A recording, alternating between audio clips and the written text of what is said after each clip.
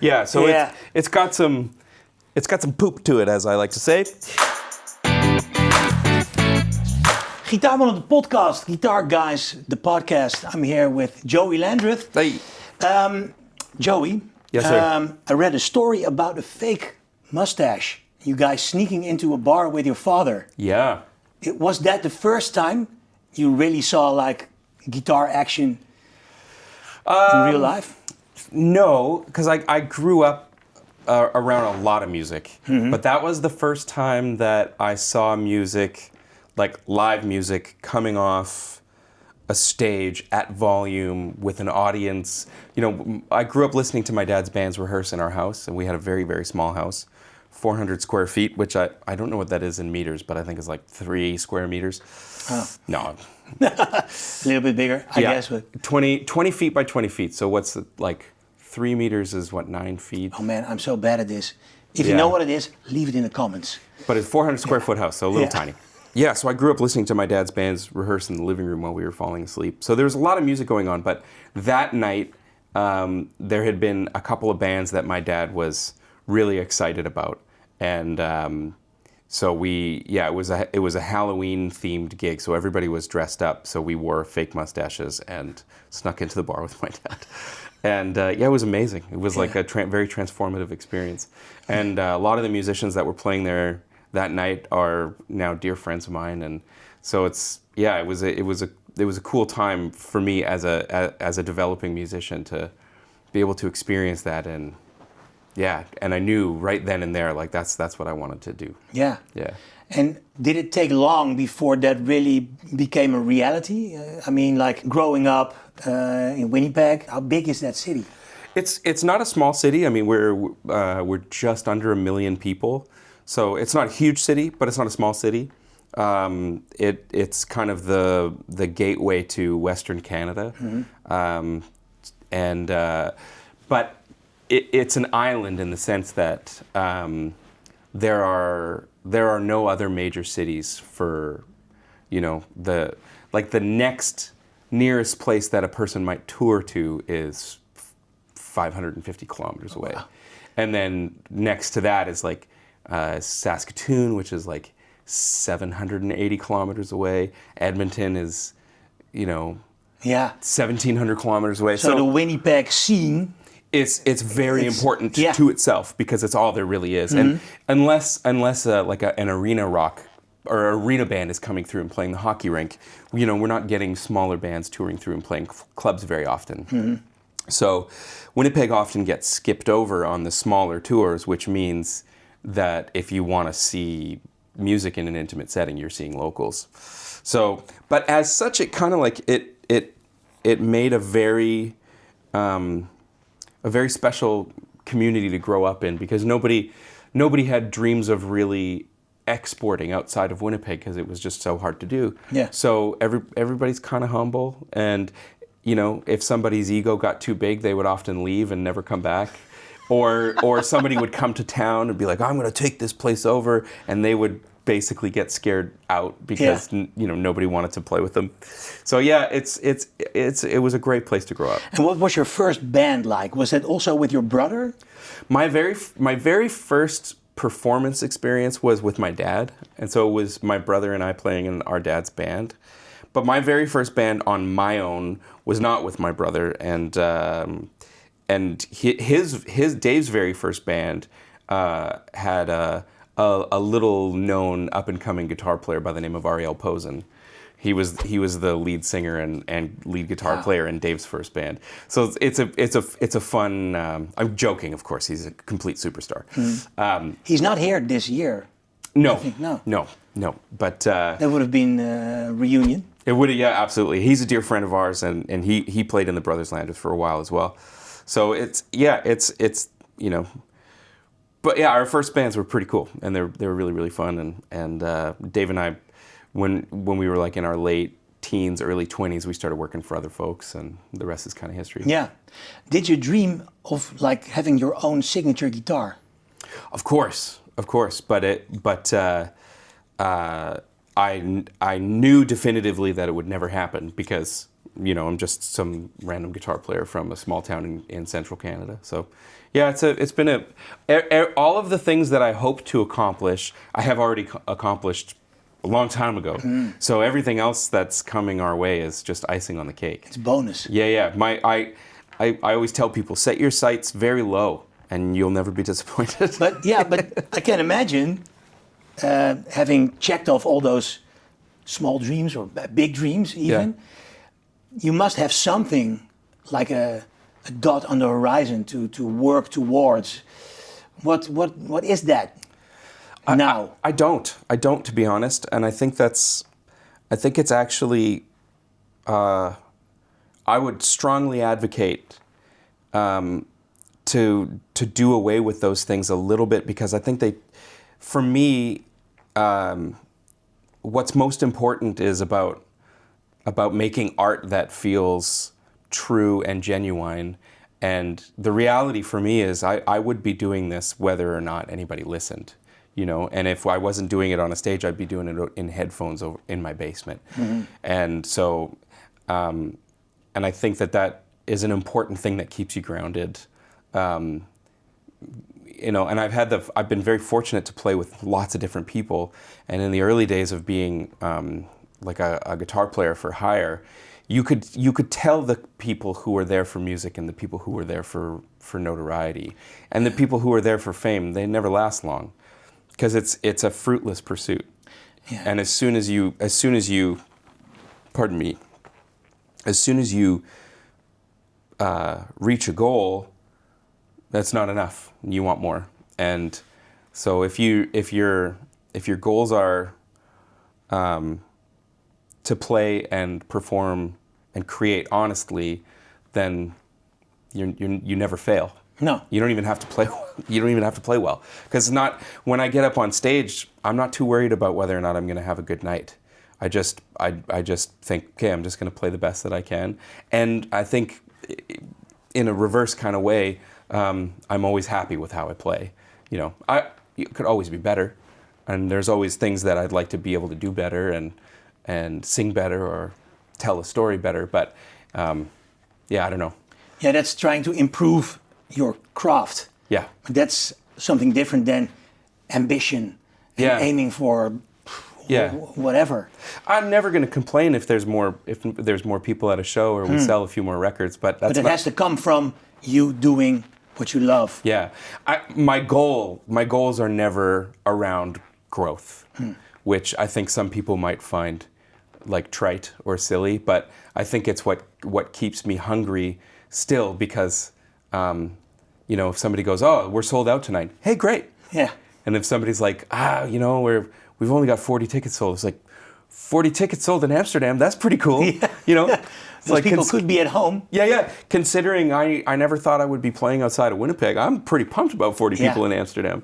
So I don't know. I mean, it's a tough thing, and the longer you do it, the harder and harder it can be to find the joy, because I think it's hard to not feel entitled.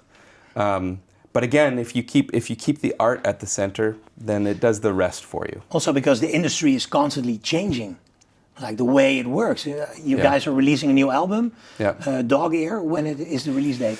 November 14th. Okay. Yeah. First single, I'll Drive. Yeah. Great song. Thank you. It has been on repeat while driving. I love it. I love it. Oh man, good. Especially the live version. Oh great. Awesome. I'm totally up for the live version. Thanks. So. Thank you.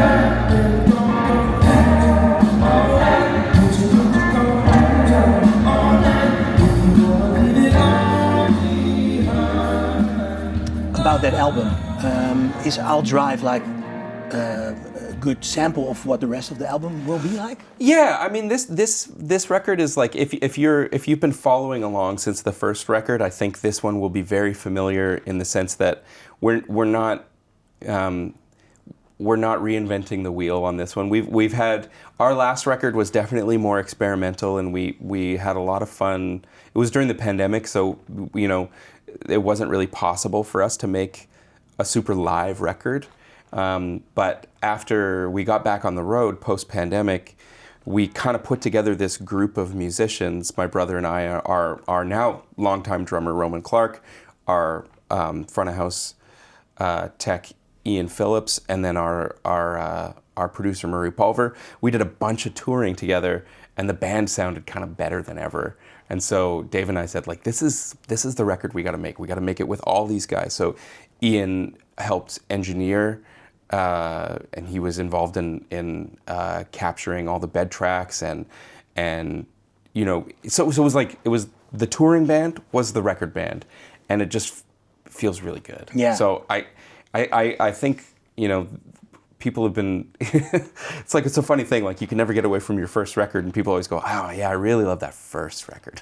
You're like, I got like 7 other ones though. Yeah, but that first record. Yeah. I feel like this. I think anybody who feels that way, I think will like this. So there's no shortage of like more introspective tunes, but then there's also some more up-tempo stuff that we're really excited about, and we've got some fun collaborations on there as well. Cool. Can you tell me something about the collaborations, or is that still a secret? No, it's not a secret. The track listing is live on DSPs now, so you can see it. But we got our hero Bonnie Raitt is singing on 2 of the songs. One of them she's not featured on because she was so humble. She was like, I shouldn't be a feature on this. I'm just singing background vocals. I'm like, yeah, but as soon as people hear your voice, they're gonna shit their pants. But then, Bonnie Raitt, come on. Yeah. It's like, I'll never forget playing it for my parents, and I put it on, and we didn't tell them that she was on it. We just pressed play, and when her voice came in, both my mom and dad just tears immediately. It was beautiful. But yeah, so she sings background vocals on a song called Half Moon Eyes, and then she does a duet with me on a song called Knuckles. So it's very special. And then our friend Begonia, who's going to be touring with us next year, she also sings on a song called Strange Deer. Is that the girl I saw in one of the videos? Yeah, with red hair. Yeah. You guys went to the same school. She was a singer in my very first band. Yeah. I heard it. Sorry. That's cool. You take it's kind of the same thing, to be honest. Yeah. Take someone from your scene along with you. Yeah. That's cool. Well, and she's brilliant, man, and she's on her own. She is truly is a rising star in her own right. So it's just cool to get to share some of this stuff with her. Cool. Yeah. Before we talk gear, stay tuned because we're going to talk gear a lot. Let's talk about heroes, musical heroes, and probably people you want to collaborate with in the future. Are there people on your wish list? If you can, like, pick anyone, alive or dead. Oh. Who would be on the impossible question to. Who would be on the bonus track of Dog Ear? Hey, sorry dat ik even stoor, maar dit najaar sta ik in het theater. We gaan een ode brengen aan John Mayer, Gitaarmannen 3. John Mayer, de gitaarheld van nu, misschien wel de allerlaatste gitaarheld zoals wij die kennen. Wie zal het zeggen? Die vraag die staat centraal in deze theatervoorstelling. En ik hoop dat je komt kijken. Het wordt echt te gek. Ik neem een hele band mee. Hoe dat klinkt, kan je een klein stukje laten horen.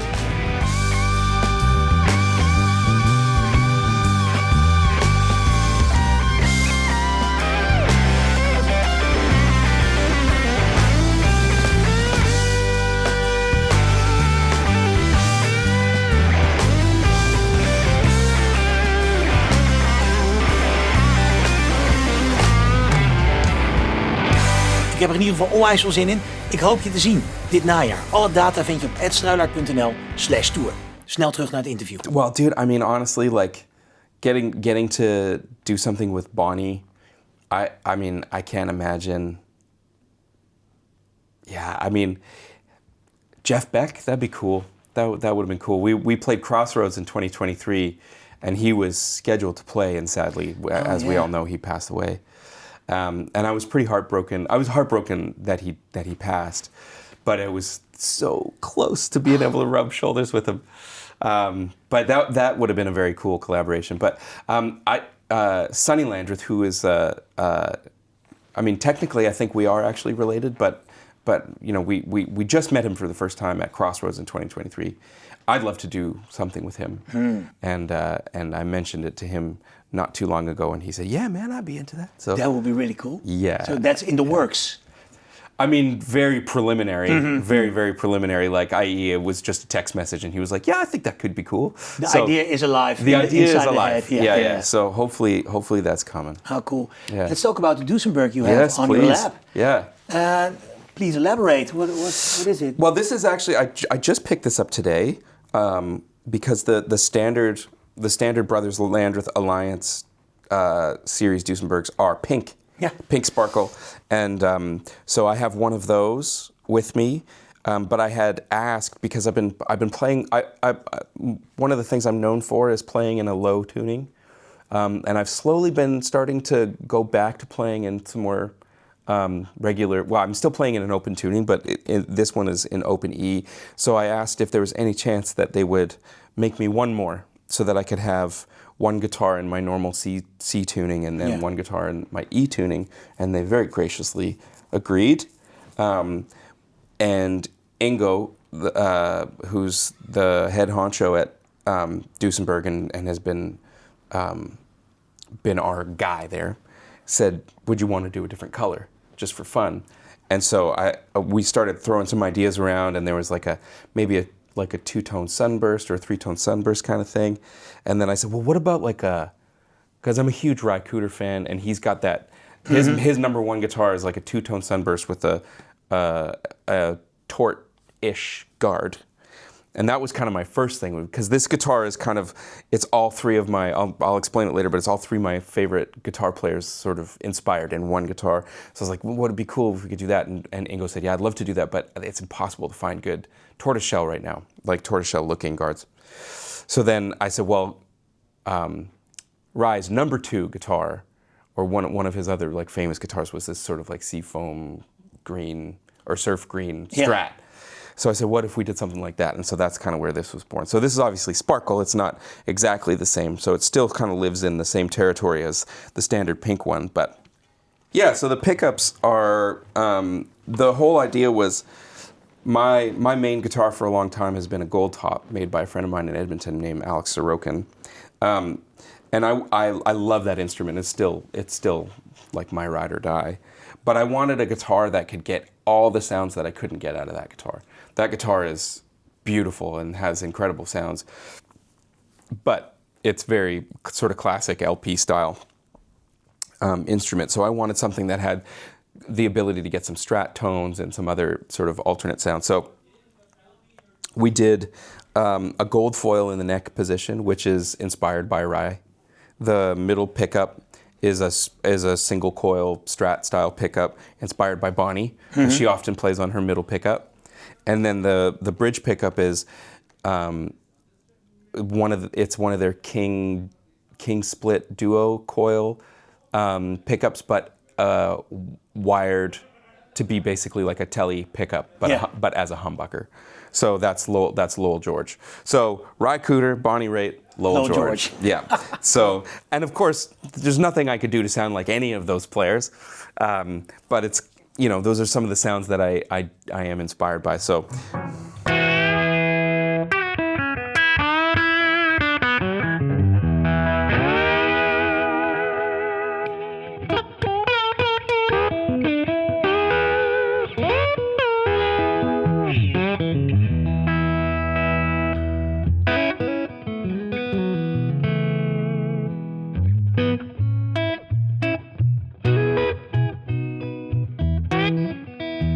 Yeah. Oh man, that's very, very nice. It's 3 totally different voicings. Yeah.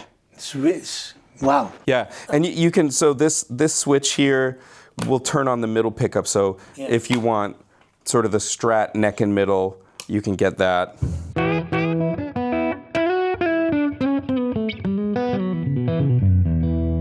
And then if you want the bridge and middle.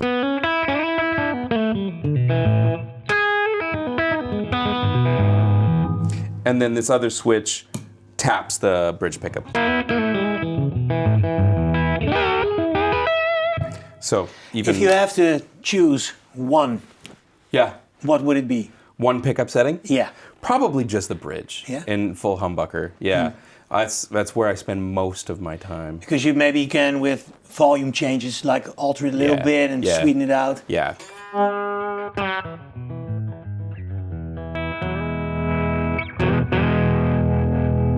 Yeah, yeah. And your action, it's fairly low. It's not crazy. I don't know. What do you think? No, for playing with a slide, I think it's fairly low, but nice. I like low action. Yeah, I play fretted quite a bit as well, so it's important to me to be able to go back and forth. So a lot of times I'll keep the action lower. I think this is, I don't know. I have no idea anymore. No, I've just been doing the same thing. Yeah, but I'll keep the action lower, but I'll use heavier strings. Yeah. Yeah. What kind of gauge strings do you use? On this guitar, I don't know, because this is kind of a new setup. So I think these are probably just 11 to 50s, because I think that's what Duesenbergs often ship with. So I will probably swap out the top two strings for a 13 and a 15 or a 16. Yeah. Yeah. Because then slide-wise, Yeah. it's easier to... Yeah. You are going through this amazing new amp. Yeah. The REVV Joey Landreth. Is it a D20? It's a D20, yeah. Yeah. So, yeah, it's still very much as a D20. Like this is a collaboration that we sort of dreamt up with the D25.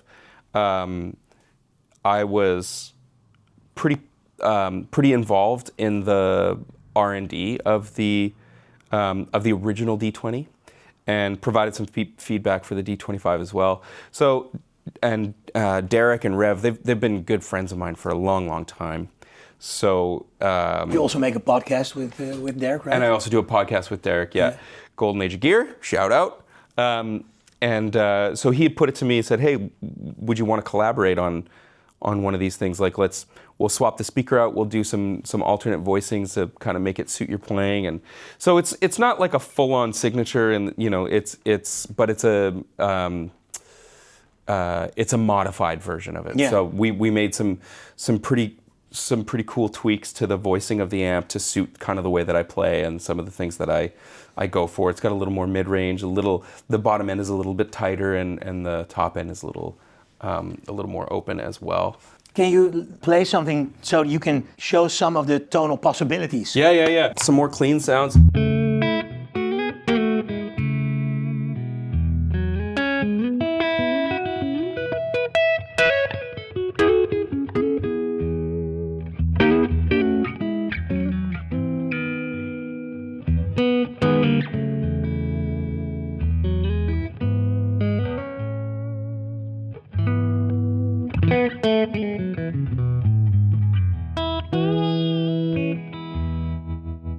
So it'll do clean quite nicely, and with that was actually with the gain boost engaged. Yeah. I might turn this down just a little bit.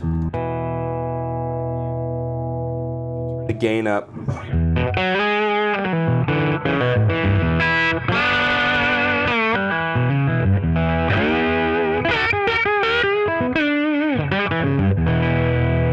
Oh. Yeah. So it's got some poop to it, as I like to say.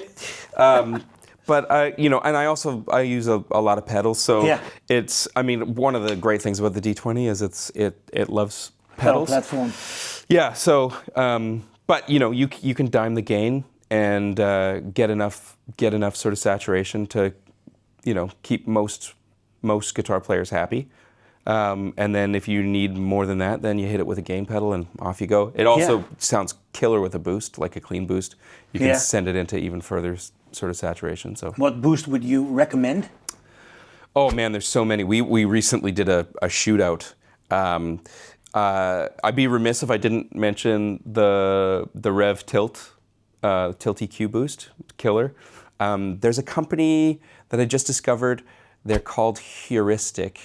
Heuristic, I think.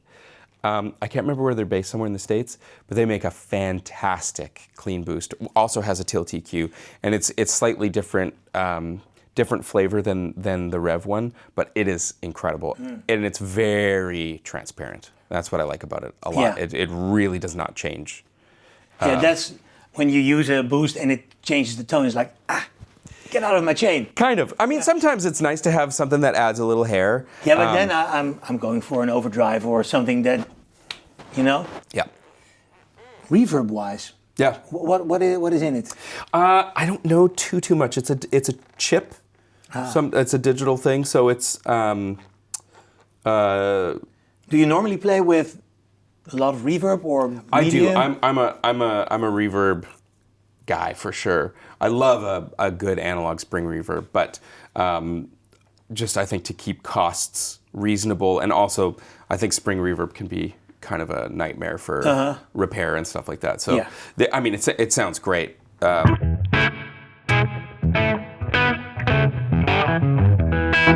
But there's an effects loop in there too. So if you want to use something else, you can. And this is very nice. Yeah. Small headphone out. Yeah. So this has the 2 notes Torpedo embedded tech in it. So it's got a reactive load in it, and then you have 6 different cabinets on the front. So you can run this totally silent. There is on the back. There's a speaker. A speaker defeat switch, so you can run, or if you just unplug the speaker cable from the back of the amp, it'll automatically go into the. It's amazing. Yeah, you can sit on the couch with your wife alongside, watching shitty TV. Cranked. Just absolutely dimed on your headphones. Yeah. Nobody will know the difference. Yeah. And then you can load your own IRs into it as well. There's a USB port on the back. So, and of course there's an XLR out. So if you're using this live, it's great.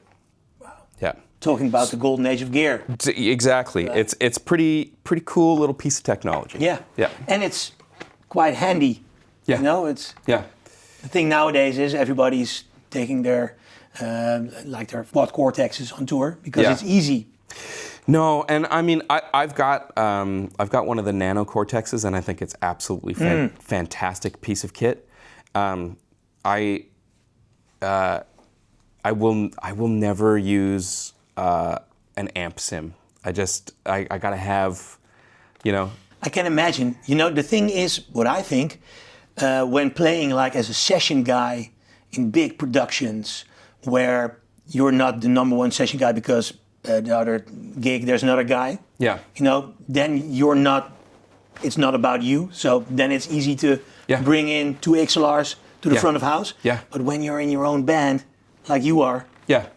Well, and it's also, I think we're sort of entering into a time when there are generations of musicians who don't know anything other than the Sims.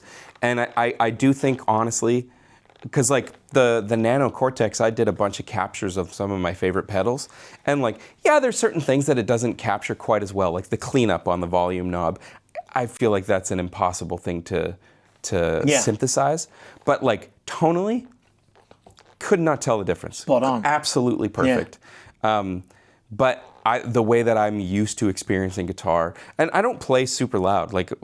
I'll be playing about that loud tonight at our show. Mm-hmm. Maybe a tiny bit more depending on, how loud our drummer is hitting. Do you have it on a riser or do you have it on the floor? Just on the floor. Yeah. I'm old-fashioned that way too. I mean, people go, "Oh, you're just going to point it at the back of your legs?" Yep. Yes, please. But that's how I'm used to hearing it. Yeah.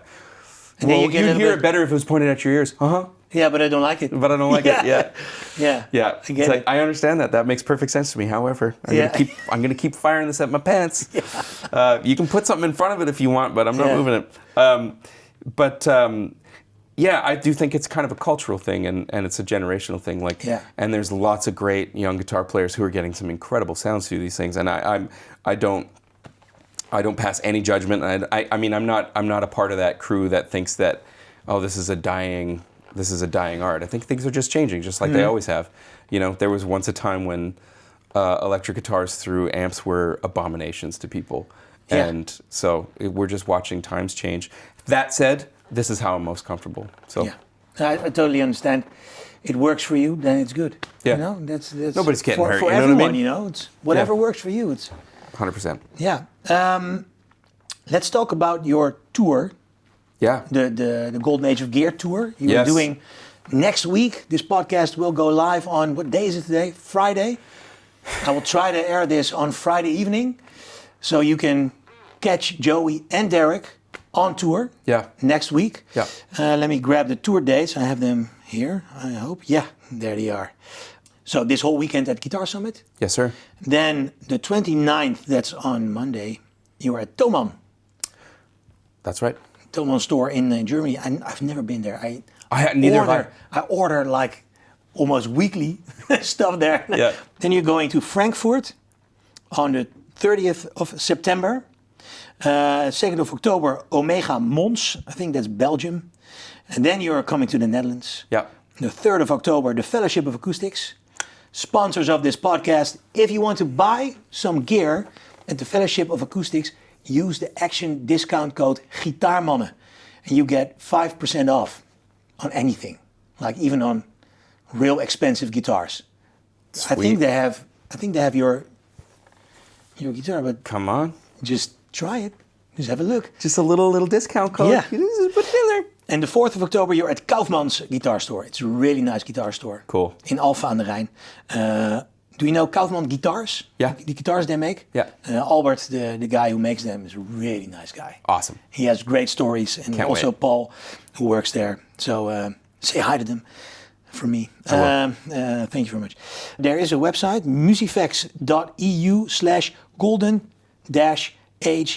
musifacts.eu/golden-age-of-gear. You heard it here first, folks. Oh man, it's really been a pleasure talking to you. Pleasure's all mine. It's Thanks really for having good. me. I'll Drive is my favorite jam of the last couple of months. So We'll play it for you tonight. I cannot wait. Great. Thank you, Joey. My pleasure. Thanks for having me.